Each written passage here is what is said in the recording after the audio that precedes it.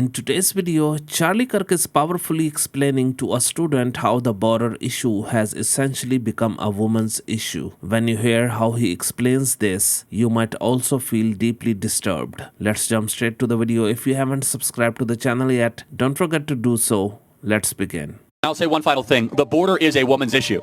There are tens of thousands of young girls that are sex trafficked on the southern border.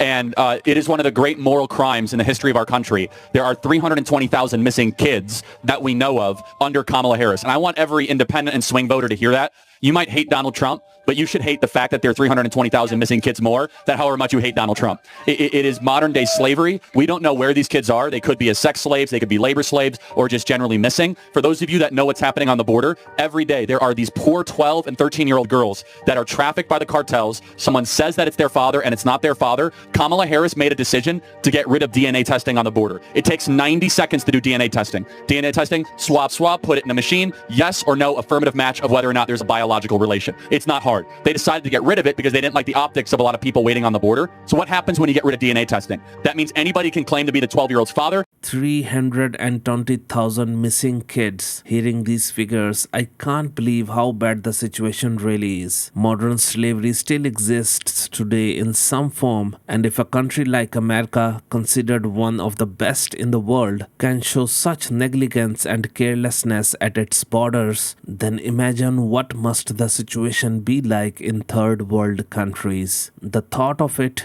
deeply troubles me. I also can't understand why Kamala Harris hasn't taken any action on this issue. I believe Donald Trump should take strong measures to crack down on these individuals, establish strict laws, and ensure severe punishments for them. These punishments should serve as an example for the entire world that anyone involved in such heinous acts or in making money through these illegal means will face the strictest of consequences. In my opinion, such people should be brought to justice publicly so that others can learn a lesson from their fate. What do you think about this video? Be sure to share your thoughts in the comments. Before leaving, don't forget to subscribe to the channel. Thank you so much for listening and supporting me. Take care.